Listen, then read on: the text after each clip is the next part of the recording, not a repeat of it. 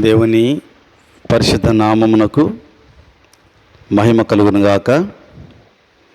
క్రీస్తునందు ప్రియమైన దేవుని బిడ్డలారా, ఈ రాత్రి ఇంతవరకు దేవుని పరిశుద్ధ నామాన్ని స్తుతించి ఘనపరిచి ఉన్నాము. కొద్ది నిమిషాలు పరిశుద్ధ వాక్యాన్ని ధ్యానం చేసుకుందాం. దేవుని పరిశుద్ధ వాక్య భాగంలో నుంచి కొలసీలకు రాసిన పత్రిక పౌలు భక్తుడు కొలసీ సంఘానికి రాసిన పత్రిక 2వ అధ్యాయము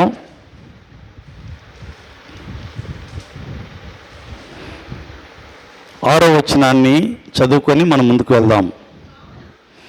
కావున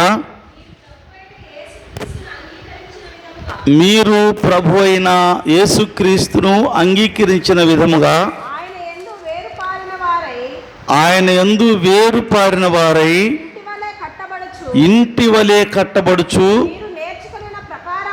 మీరు నేర్చుకున్న ప్రకారముగా విశ్వాసమందు స్థిరపడుచు కృతజ్ఞతాస్తుతులు చెల్లించుట యందు విస్తరించుచు ఆయన యందు ఉండి నడుచుకొనుడి.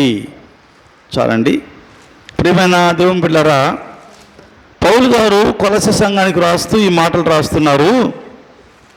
ప్రభువైన యేసుక్రీస్తును మీరు అంగీకరించిన విధముగా మనందరం కూడా యేసు ప్రభు వారు అంగీకరించి ఆయన మన సొంత రక్షకుడని మనము ఒప్పుకొని ఆయన సన్నిధికి వచ్చి ఉన్నాము. మంచిది. అయితే మీరు అంగీకరించే విధంగా ఆయన యందు అనగా యేసుక్రీస్తునందు వేరుపారిన వారై ఇంటి వలె కట్టబడుచు అన్నాడు. అంటే వేరుపారిన వారంటే స్థిరముగా ఉండాలి, ఇంటి వలె కట్టబడాలి అంటాడు. ఈరోజు ప్రాముఖ్యమైన విషయం ఏంటంటే, ఇంటి వలె కట్టబడినప్పుడు ఇల్లు స్థిరంగా ఉండాలి అంటే, ఇల్లు బలంగా ఉండాలంటే, ఇల్లు చాలా కాలం అది ఉండాలి అంటే దానికి ఏముండాలి చెప్పండి? ముందు పునాది ఉండాలి. పునాది బలమైన పునాది వేసామనుకోండి, ఆ ఇల్లు చాలా కాలం ఉంటుంది.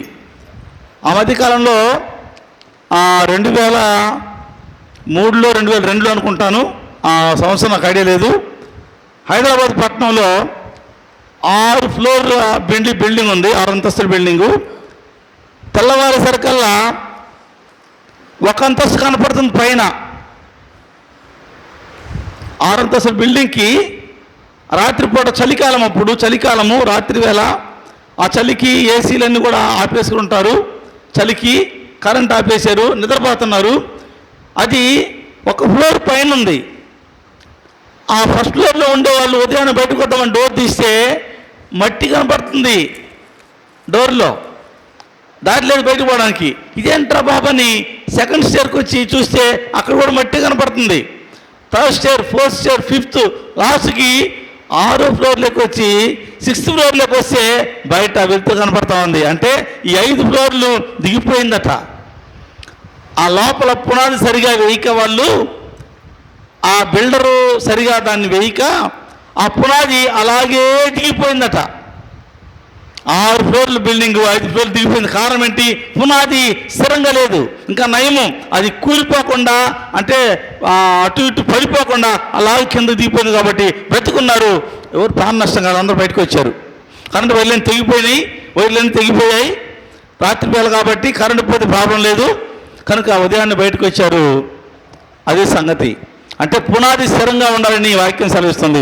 మన క్రైస్తవ జీవితంలో కూడా మనం ఇంటి వలె కట్టబడుతూ ఉండాలి, స్థిరంగా ఉండాలి. ఇంటి వలె కట్టబడుతూ ఉండాలంటే ఇల్లు కడితే ఎలా అవుతామో, ఈరోజు బేస్మెంట్ వేస్తాం, రేపు మళ్ళీ కడితే పైకి వస్తుందా కిందకు పోయిద్దా? రేపు కడితే లెంటర్ లెవెల్కి వచ్చింది, ఆ తర్వాత కడితే స్లాబ్ లెవెల్కి వచ్చింది, ఆ తర్వాత స్లాబ్ వేస్తాం, అలాగే అవసరమైతే సెకండ్ స్టేర్ వేస్తాము. ఇంటి వల్ల కట్టబడి రోజు రోజుకి పైకి రావాలి. ఆధ్యాత్మిక జీవితంలో, ఆత్మీయ అనుభవంలో ప్రతి క్రైస్తవుడు ఎక్కడ వేసిన గొంగలి అక్కడే ఉండకూడదు. రోజు రోజుకి పురోభివృద్ధి కనబడాలి, అభివృద్ధి కానరావాలి. అది క్రైస్తవ జీవితం అంటే. ఇంటివేళ కట్టబడుతుండాలంటే అంటే పునాది స్థిరంగా లేని కారణం చేత మనము స్థిరంగా ఉండలేకపోతున్నాం. దేవుని వాక్యం సెలవిస్తూ ఉంది. ఈరోజు పునాది గురించి గమనిస్తే, ఈ పునాది ఉన్న వాళ్ళు ఎన్ని శ్రమలు వచ్చినా, క్రైస్తవులకు వచ్చేది ఏంటమ్మా? శ్రమలు. దీవెనలు వస్తాయి, ఆశీర్వాదాలు వస్తాయి అంటే వస్తాయి, కానీ వాటి ముందు శ్రమలు. ఈ దీవెనలు వస్తాయి, దీవెనల కోసమే క్రీస్తు దగ్గర రాకూడదు. నన్ను నమ్మిన బిడ్డకు ఏమన్నాడమ్మా? శ్రమ అన్నాడు ప్రభువారు. ఎవరైతే నమ్ముతారో వాళ్ళకి శ్రమ.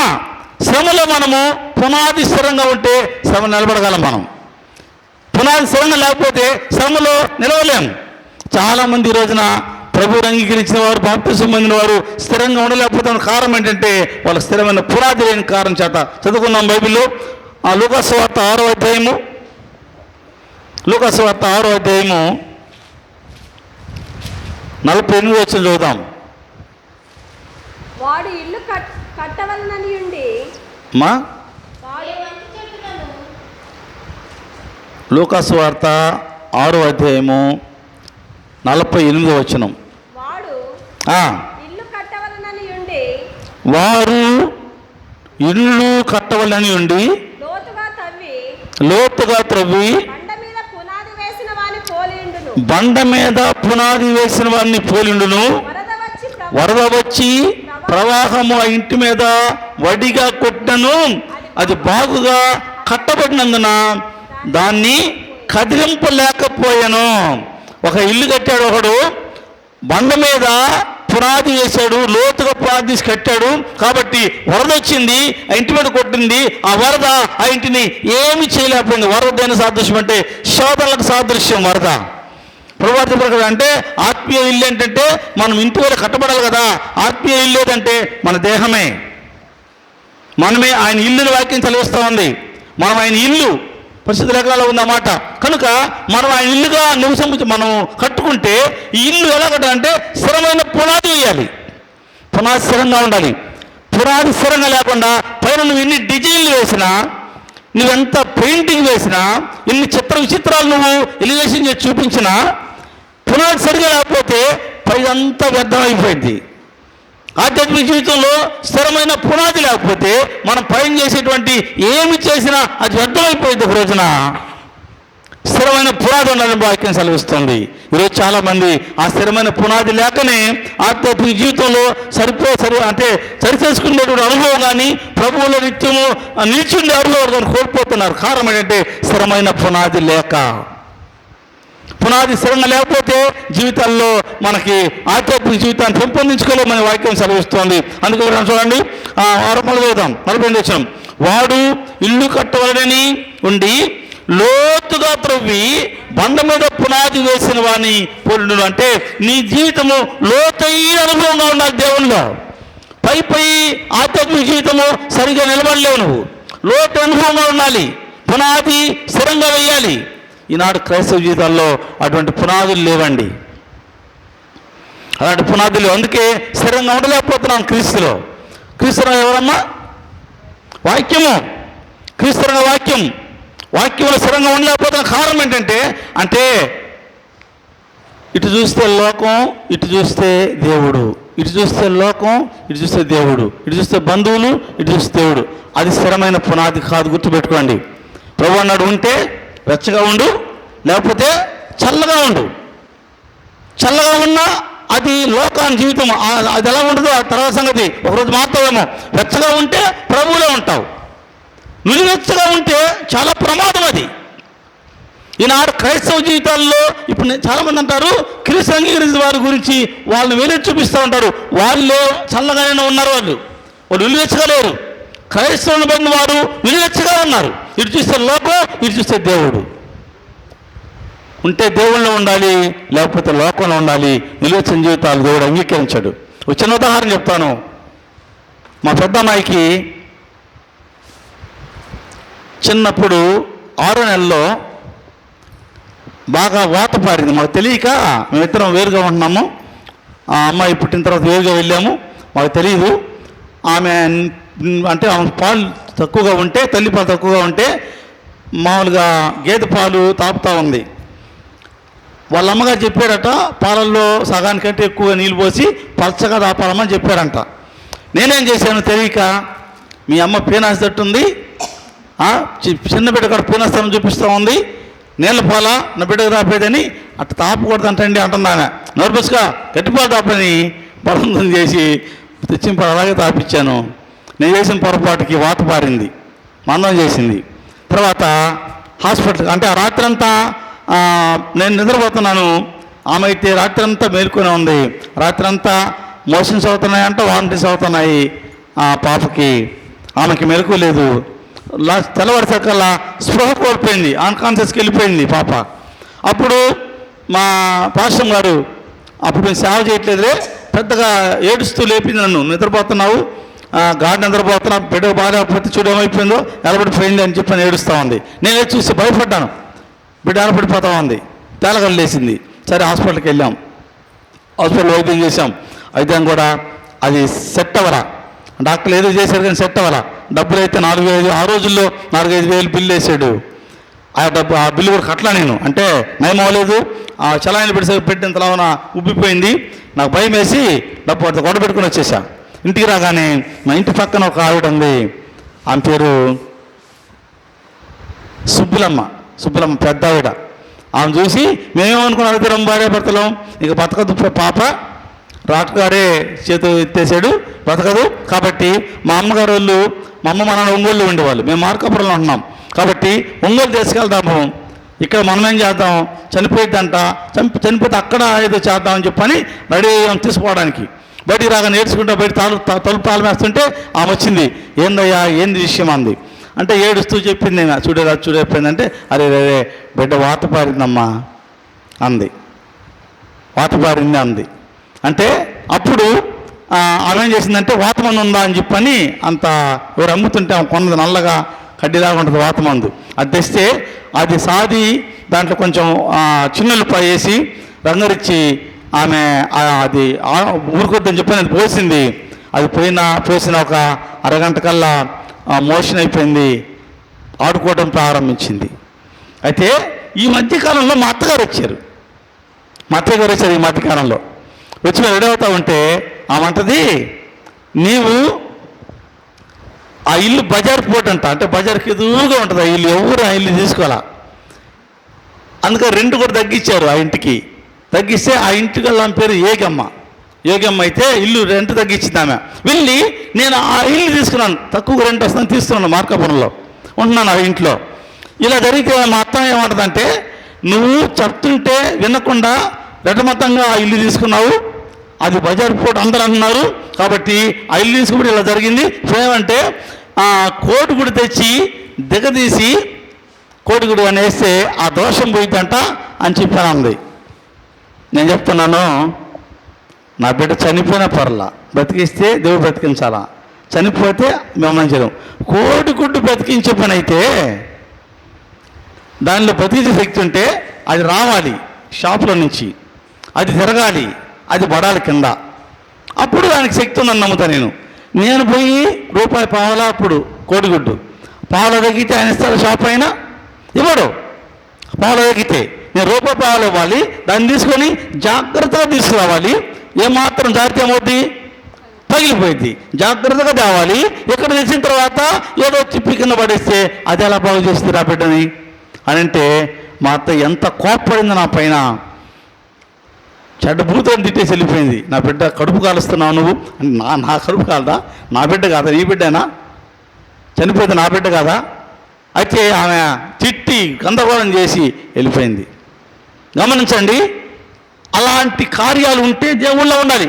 ఒకవేళ కానీ నేను కానీ కోడిగుడ్డు దిగదీసేసి ఉంటే నా బిడ్డ చనిపోయి ఉండేది. నేను దాన్ని ఎప్పుడైతే తృణీకరించి ఆ పని చేయను, బ్రతికితే క్రీస్తు బ్రతికించాలి, లేకపోతే చనిపోవాలని చెప్పని నమ్మకం ఇచ్చాను. ఈరోజు నా కుమార్తె మరి బీఫార్మసీ చేసింది, హైదరాబాదు మహాపట్నంలో సంతోషంగా ఆమె జీవించగలుగుతూ ఉంది. గమనించండి, ఎప్పుడైనా ఉంటే దేవుళ్ళో ఉండాలి, లేకపోతే లోకంలో ఉండాలి. రెండు కాకుండా ఉంటే మనము ఖచ్చితంగా సమస్య పడతామని వాక్యము సెలవిస్తూ ఉంది. అంటే మన పునాది ఎలా ఉండాలంటే స్థిరమైన పునాదిగా ఉండాలి.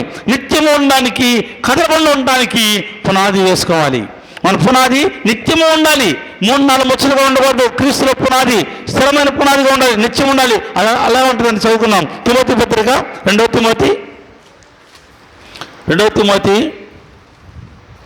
తిమోతికి రాసిన 2వ పత్రిక 2వ అధ్యాయము 19వ వచనం.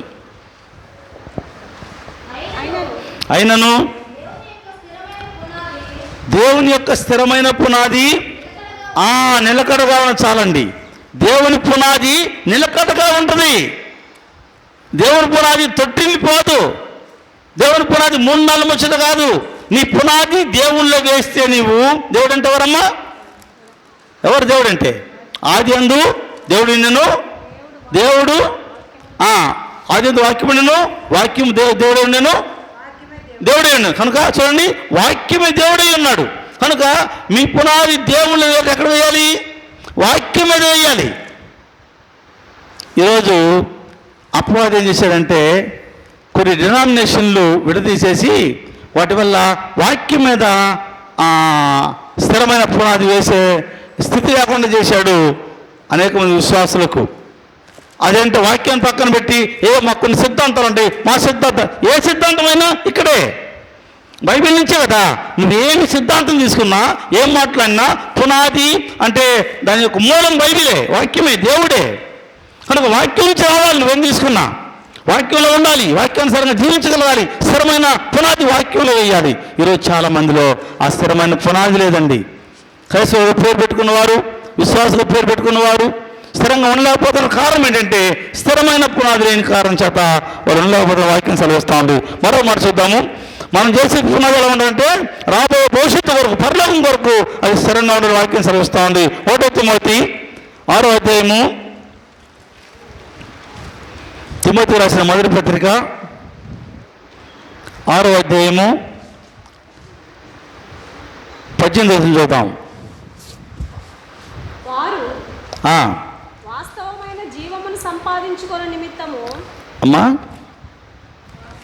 చూడండి, వారు వాస్తవమైన జీవమును సంపాదించుకునే నిమిత్తము రాబోవు కాలమునకు మంచి పునాది తమ కొరకు వేసుకొని చూసారా. చాలమ్మా, రాబోవు కాలం అంటే ఏంటి? పరలోకం చేరాలి మనము. రాబోయే కాలం పరలోకం కొరకై ఇక్కడ ఏం చేయాలి? మంచి పునాది వేయాలి. వాక్యం ఉంది. మంచి పునాది అంటే దానికి వ్యతిరేక పదం ఏంటి? చెడ్డ పునాది. పునాదులు 2 ఉన్నాయి, 2 పునాదులు ఉన్నాయి. ఒకటేమో స్థిరమైన పునాది, మంచి పునాది. స్థిరంగా వేయండి చెడ్డ పునాది. ఈరోజు మన ఆధ్యాత్మిక జీవితంలో మన పునాది ఎలా ఉంది? స్థిరమైన పునాదిగా ఉందా, లేక స్థిరం కాని పునాదిగా ఉందా? స్థిరమైన పునాది అంటే వాక్యంలో వేయాలి పునాది. వాక్యం అనే బండ పైన మన పునాది వేయాలి. క్రీస్తు అనే బండ పైన పునాది వేయాలి. ఆ బండ మీద కట్టిన ఇల్లు ఎన్నడూ ఏ వరద వచ్చినా అది కూలిపోదు, ఏ కాలు వచ్చినా కూలిపోదు, ఏ ఉపద్రవం వచ్చినా కూలిపోదు. కారణం ఏంటంటే బండ మీద కట్టబడింది ఆ ఇల్లు. కనుక పునాది బండ అంటే ఏంటి? ఆ బండ క్రీస్తే. యేసు క్రీస్తు పైన, వాక్యం పైన మన పునాది వేయాలి. ఈ రోజున పునాదులు వాక్యం పైన లేవండి. ఏవో అతను చూసి ఏదో నేర్చుకోవటం, సేవకు కూడా అతను చూసి ఏదో నేర్చుకోవటం, ఆయన చూసి నేర్చుకోవటం, ఈయన చూసి నేర్చుకోవటం. బైబిల్ ఏమైంది? వాక్యం ఏమైంది? దేవుడు కదా సృష్టికర్త, ఆయన కూడా వాక్యమైన దేవుడు. ఈ లోకంలో సమస్తం సృష్టించిన ఆయన కదా, మరి ఆయన ఆశ్రయించాం కదా, మరి ఆయన ఆశ్రయించిన మనము వాక్యాన్ని పునాదిగా వేసుకోవాలి కదా. ఒక గాడ్ ఫాదర్ ఉంటాడు, ఆ గాడ్ ఫాదర్ అనుసరించి వెళ్తూ ఉంటారు.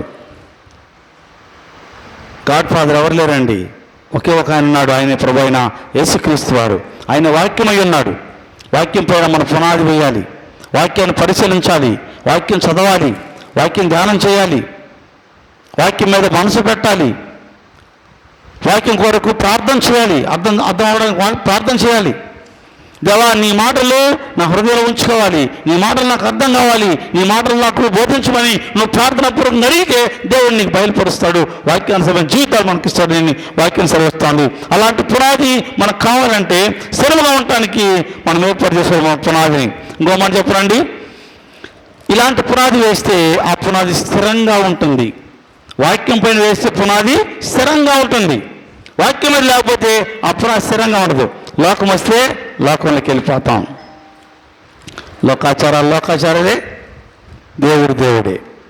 ఈ మాటలు కొంచెం బాధగా ఉండొచ్చాము, కానీ అది ఎప్పుడు దేవుడు అంగీకరించడు. ఉంటే నువ్వు వెచ్చగా ఉండాలి, తప్పితే చల్లగా ఉండాలి. నిర్వచన జీవితము దేవుడికి ఇష్టమైన జీవితం కాదు. నీ మాట, నీ క్రియ, నీ తలంపు, నీ ఆలోచన, నీ ప్రవర్తన, నీ నడవడిక, నీ త్రోవ సమస్తము వాక్యం మీద ఆధారపడి ఉండాలి. నువ్వు సరిపోల్చుకో వాక్యంతో.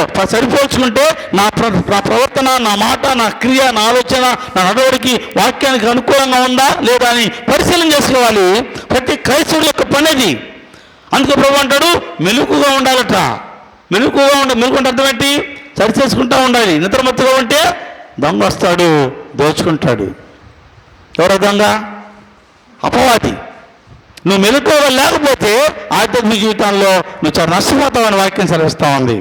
కనుక మన జీవితంలో మనం మెలకువగా ఉండాలంటే మన పునాది స్థిరంగా ఉండే చూసుకొని వాక్యం సెలవిస్తూ ఉంది. కొలసి రాసిన పత్రిక, పౌలు గారు కొలసి సంఘానికి రాసిన పత్రిక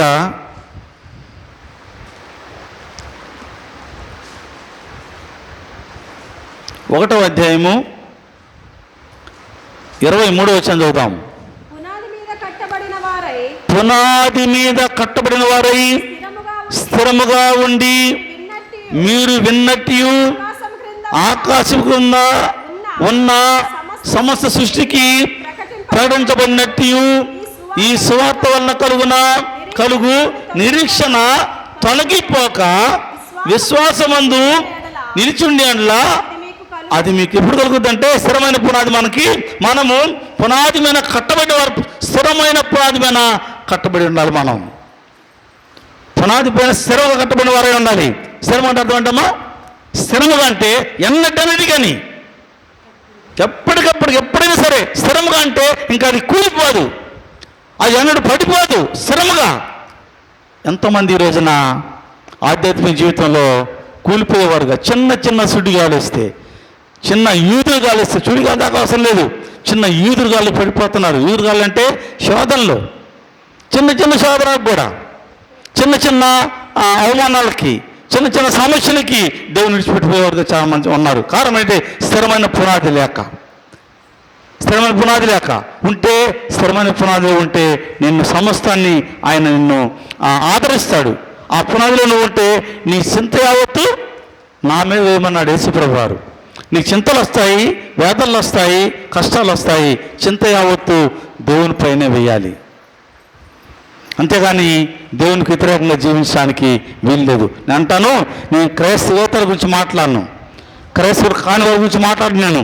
క్రైస్తవుని పేరు పెట్టుకున్న వాళ్ళు, దేవుని బిడ్డలను పేరు పెట్టుకున్న వాళ్ళు ఇలా ఉండగలిగితేనే దేవుని బిడ్డలు వాళ్ళు స్థిరమైన పునాదిగా వేసిన వారే ఉండాలి అని వాక్యం సెలవిస్తూ ఉంది. అలా ఉండలేకపోతే మనం సమస్యలకు గురవుతామని వాక్యము సెలవిస్తుంది.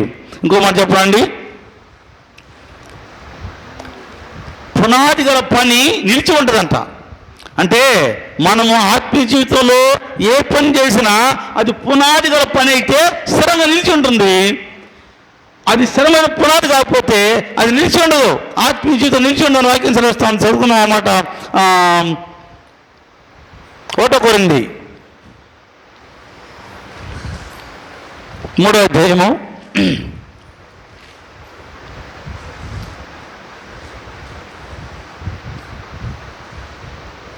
1 కొరింథీ 3వ అధ్యాయము 14వ వచనం. పునాది మీద ఒకడు కట్టిన పని నిలిచిన యెడల వాడు జీతం పుచ్చుకుంటాడు. నువ్వు దేవుని దగ్గర జీతం పొందాలంటే, రక్షణ అనే జీతం పొందాలంటే పునాది యందు నిలిచిన వారై ఉండాలి. పునాది క్రీస్తులో వెయ్యాలి, ఆ పునాది మీద నిలిచి ఉండాలి. మళ్ళీ అన్నమాట, పునాది మీద ఒకడు కట్టిన పని నిలిచిన యెడల వాడు జీతం అంటే పునాది మీద కట్టిన పని నిలవాలి. నువ్వు ఏ పునాది మీద వేసావో నీ ఆధ్యాత్మిక జీవితాన్ని, ఏ పునాది మీద కట్టావో ఆత్మీయ గృహాన్ని, అది నిలవాలంటే నువ్వు పునాది కానీ బైబిల్ అంటే వాక్యం పైన పునాది వేస్తే నువ్వు నిలిచి ఉంటావు. అప్పుడు నిలుస్తుందంట వాక్యం సెలవిస్తుంది. వాక్యం అనే క్రీస్తు పైన నీ పునాది వేస్తే అది నిలుస్తుంది. దీనికి వ్యతిరేకం చెప్పండి. వాక్యం అనే క్రీస్తు పైన పునాది వేస్తే అది నిలుస్తుంది. వ్యతిరేకం క్రీస్తు అనే వాక్యం పైన కాకుండా నువ్వు వేరే పునాది వేసావంటే అది నిలవదు. నీ పునాది ఎక్కడ వేసావనేది చాలా ప్రాముఖ్యము. ఆత్మీయ జీవితంలో ఏదో వచ్చాము, వెళ్ళాము, హల్లెలూయా స్తోత్రం అన్నాము, రెండు పాటలు పాడాము, నేను మాటలు వాక్యం చెప్పాము, ప్రార్థన చేశాము, అయిపోయింది నా పని కాదండి. ఇవేమి చేయలేకపోయినా దేవుడేమి నిన్ను తృణీకరించడు. నేను వాక్యం చెప్పాలంటే ఆయన జ్ఞానం ఇవ్వాలి నాకు. నేను పాట పాడాలంటే ఆయన నాకు జ్ఞానం ఇవ్వాలి. నేను బైబిల్ చదవాలంటే ఆయన నాకు జ్ఞానం ఇవ్వాలి. నాకు ఆయన తెలిసి నేనేంటో. కొంతమంది పాడలేకపోవచ్చు అంటే వాళ్ళకి ఆ తలంత దేవుడు ఇవ్వలేదు. అంత మాత్రాన నువ్వు రక్షణ కాలేదని కాదు. పాట పాడితేనే రక్షణ కాదు, వాక్యం చెప్తే రక్షణ కాదు, కార్యాలు చేసే రక్షణ కాదు. ఏమున్నా లేకపోయినా ఆత్మీయ జీవితంలో స్థిరంగా ఉంటే అది ప్రాముఖ్యమైన రక్షణ. చేసే కార్యాలను బట్టి క్రియలైన విశ్వాసము మృతము. క్రియ ఉండాలి, విశ్వాసం చేయాలంటే క్రియ ఉండాలి. అంటే ఆత్మీయంగా నువ్వు మంచి పునాది మీద, స్థిరమైన పునాది మీద కట్టాలి నీ గృహాన్ని, ఆత్మీయ గృహాన్ని. అప్పుడే బలమైన విశ్వాసిగా మనం జీవించగలము. నా ప్రియమైన దేవుని ద్వారా ఒకవేళ అలా జీవించలేకపోతే మనము పరీక్ష సమయాన ఆ పునాది నిలవదండి. ఒకరోజు పరీక్ష సమయం ఉంది. ఏంటో పరీక్ష చెప్పండి. ప్రభువైన యేసుక్రీస్తు వారు రెండోసారి వచ్చినప్పుడు అప్పుడు అందరూ కూడా ఆయన న్యాయపీఠం ఎదుట నిలబడాలి. బ్రతికున్న మనము చనిపోయిన నీతిమంతులు లేస్తారు కదా, అప్పుడు అందరం కూడా ఆయన న్యాయపీఠం ఎదుట నిలబడాలి. ఆ రోజున నిలబడలేం పునాస్థిరంగా లేకపోతే. ఉందా మాట బైబిల్ చదువుదాం మాట. 1 కొరింథీ 3 12-13 వచనాలు. 1 కొరింథీ అదే అదే అదే అదే అదే పుస్తకం అమ్మా. ఎవడైనా ఈ పునాది మీద బంగారము, వెండి, వెలగల రాళ్ళు, కర్ర, గడ్డి, కొయ్యకాలు మొదలైన వాటితో కట్టిన యెడల వాని పని కనబడును. ఆ దినమున దాన్ని తేటపరచును. అది అగ్ని చేత బయలుపరచబడును. మరియు వాని పని చేత పని ఎట్టితో దానిని అగ్నియే పరీక్షించును. ఈరోజైతే నేను చాలామంది అవుతాను సేవకునిగా. ఈరోజు దేవుని సేవకునిగా చాలామంది అవుతాను. ఏ వాక్యాలు చెప్పి నేను గొప్ప పేరు తెచ్చుకుంటాను. కానీ ఒక రోజున తీర్పు అనేది ఉంది. అగ్ని చేత పరీక్షించబడాలి. దేవుడు అగ్నితో పరిశోధిస్తాడు. ఒక దినాన అగ్నిలోకి వెళ్ళినప్పుడు మనము కొయ్యకాలుగా ఉన్నామా, రాటి మీద ఉన్నామా? చదవండి ఇక్కడ 13 వచనంలో చివరిలో ఏం చదవడమా?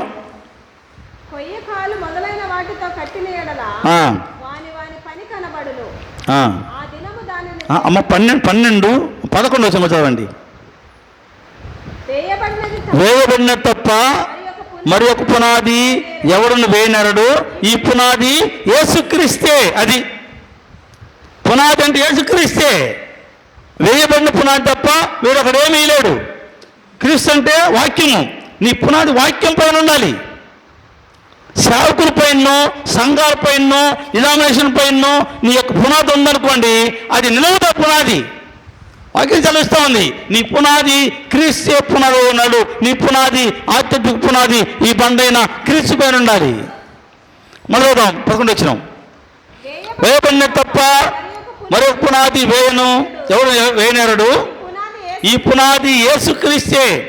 ఎవడైనను ఈ పునాది మీద బంగారము, వెండి, వెలగల రాళ్ళు, కర్ర, గడ్డి, కొయ్య, కారు మొదలైన వాటితో కట్టి యెడల వాని పని కనబడును.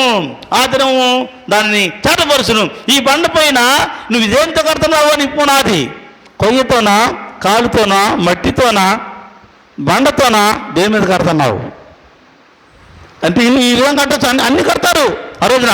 అయ్యా నేను కట్టలేదా, నేను కూడా కట్టాను గృహాన్ని, నేను కట్టాను అంటే దేంతో కట్టావు? ఒక రోజున అగ్ని దాన్ని తేటపరుచుద్ది, కొయ్య కాలుతో కడితే అగ్ని కాల్చి పడేసిద్ది. కనుక నీ పునాది ఎక్కడ వేశావు? ఒక రోజున తిరుపతికి వస్తాం మనం. ఆ రోజున ఖచ్చితంగా అందరికీ ఈ పునాది బయలుపరచబడుతుంది.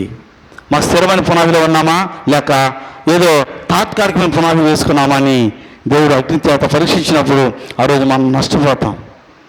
స్థిరమైన పునాది లేకపోతే, క్రీస్తు అనే బండ పైన వాక్యం పని పునాది లేకపోతే ఖచ్చితంగా ఒక రోజున నష్టపోతాం. ఒక ఆయన వాక్యం బోధించాడు, నేను ముగిస్తున్నా.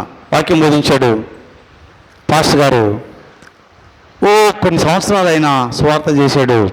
ఆ గ్రామంలో చెప్తా ఉన్నాడు, మారండి, రక్షణ పొందండి, పాపాన్ని విడిచిపెట్టండి, లోకాన్ని విడిచిపెట్టండి, ప్రభువులో జీవించని చెప్తా ఉన్నాడు. చాలామంది తృణీకరించారు. ఆయన బాధ ఎవరు వినలా, తృణీకరించారు. సరే, ఇది ఉపమానమేనండి, ఉపమానమే. సరే, ఒక రోజున ప్రభు రానే వచ్చాడు. ప్రభు రానే వచ్చి 2 లైన్లు పెట్టారట. నరకానికి పోయే లైన్ ఒకటి, పరలోకం వెళ్ళి పోయే లైన్ ఒకటి. 2 లైన్లు పెడితే ఇప్పుడు పరలోకం పోయే వాళ్ళంతా చక్కగా హ్యాపీగా సంతోషంగా వెళ్తున్నారు. ఈ గ్రామంలో ఉన్న యవ్వనస్తులు, స్త్రీ పురుషులంతా కూడా ఈ లైన్లో ఉన్నారు. ఏ లైన్లో? నరకానికి పోయే లైన్లో. వెళ్ళలేదు అన్నమాట. అప్పుడు వాళ్ళంతా సంతోషంగా వెళ్తుంటే వీళ్ళల్లో కొంతమంది అనుకుంటారంట, కుర్రపిల్లలు అనుకుంటారంట, ఒరే మన పాస్టర్ గారు కొన్ని సంవత్సరాలుగా ఆయన వాక్యం బోధించి ఖండించి గద్దించి చెప్తా ఉన్నారా, మారండి బాబు, వాక్యానుసారంగా జీవించండి అయ్యా, వాక్య ప్రకారం నడుచుకోమని చెప్తున్నారా, మనం పట్టించుకోలేదు. అలాగే మనం కూడా పట్టించుకోరంటే, ఆ మాటలు వినంటే మనం కూడా వాళ్ళతో పాటు జీవన సంతోషంగా వెళ్ళేవాళ్ళం కదా. అప్పుడు తృణీకరించాము, ఇప్పుడు మనం గోదావరిన ప్రయోజనం లేకుండా పోయింది అని నేను చెప్పుకుంటా ఉంటే వారి మధ్యలో మరొక వ్యక్తి నిలబడ్డాడంట. వారి మధ్యలో ఎవరైనా సరే మాట్లాడుకుంటా ఉంటే ఆయన మాట్లాడుకుంటూ వీళ్ళు సరే మనకంటే పాస్టర్ గారు చెప్పారు, మిగిలిన వాళ్ళందరూ వీళ్ళంతా చెప్పారు లేదా అని చెప్పి మా ముందు ఒక ఆయన ఉన్నాడు అని ఆయన అడిగారు, ఏమయ్యా మాకైతే మా పాస్టర్ గారు చెప్పారు, మేము వినలేదు, మరి నీకు చెప్పారా లేదా, నీకు తెలుసా లేదా అని చెప్పానంటే ఆయన ఒక టవల్ ఒకటి బస్సుకు వేసుకొని ఇట్లా అంటున్నాడట. అయ్యా చెప్పారు, నీకు చెప్పారు లేదా, మా పాస్టర్ గారు చెప్పి వినలేదు, నీకు తెలుసా లేదంటే ఇట్లా అంటున్నాడు. పలకలేని బాబు అని చెప్పి టవల్ తీస్తే ఎవరైనా ఈ పాస్టర్ గారే. పాస్టర్ గారు ముందు వెళ్ళి ఉండే వెళ్తా పాటి. అరే పాస్టర్ గారు ఇదేంటి, మీరేంటి పాస్టర్ గారు, అసలు అట్టుగా ఉండాల్సింది మీరు, ఇదేందనంటే అయ్యా నేను చెప్పాను కానీ చేయలేదయ్యా, వేదించే బ్రహ్మాండంగా మీకు నేను వీలేదయ్యా.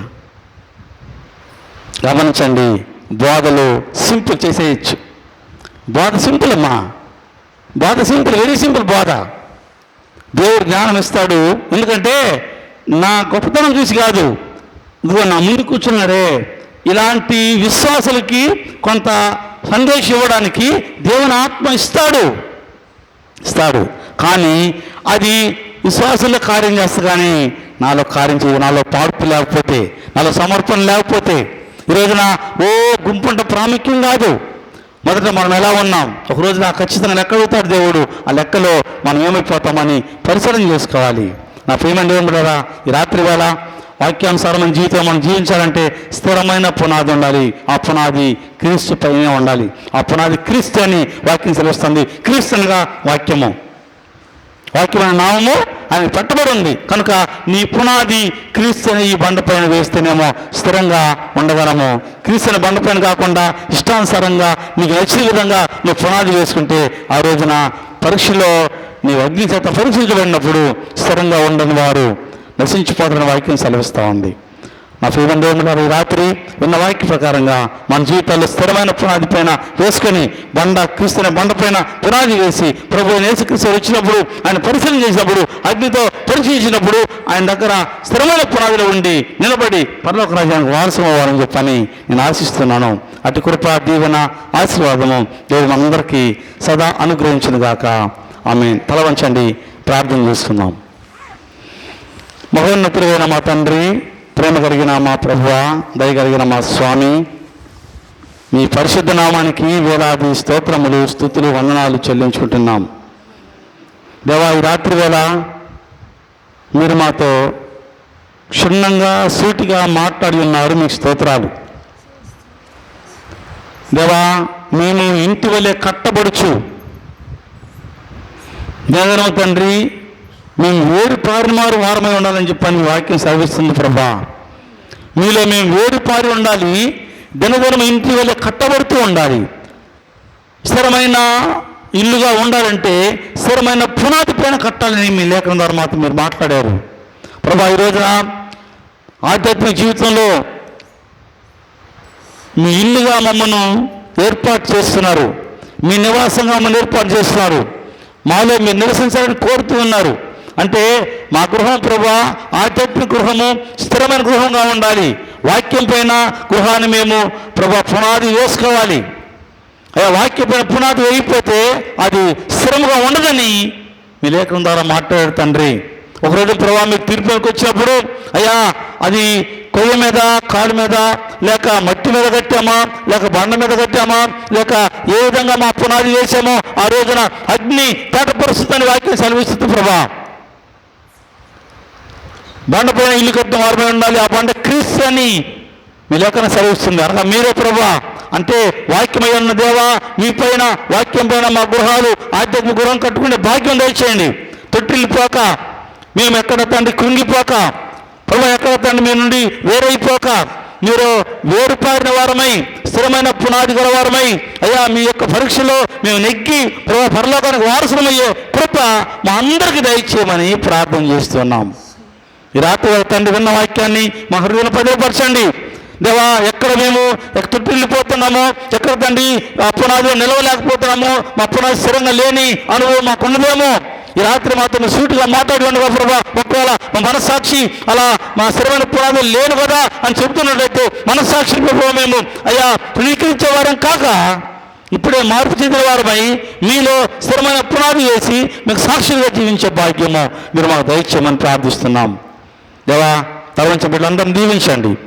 ఈ శబ్దంతో వారందరికీ మీ మాటలు విన్నారో ప్రతి ఒక్కరిని దీవించండి, కృపలో బలపరచండి. అయినా మీరు ఆకలి సిద్ధపడే భాగ్యం దయచండి అయ్యా. ఈ లోకంలో అయ్యా జీవనం కొరకు ప్రయాసపడే వారం కాక ఒకరోజు అంతా పరలోకం ఉన్నది, ఆ పరలోకాన్ని సిద్ధపడే జీవితాలు కలిగే వారమై మేము జీవించే భాగ్యం తెచ్చామని ప్రార్థన చేస్తున్నాం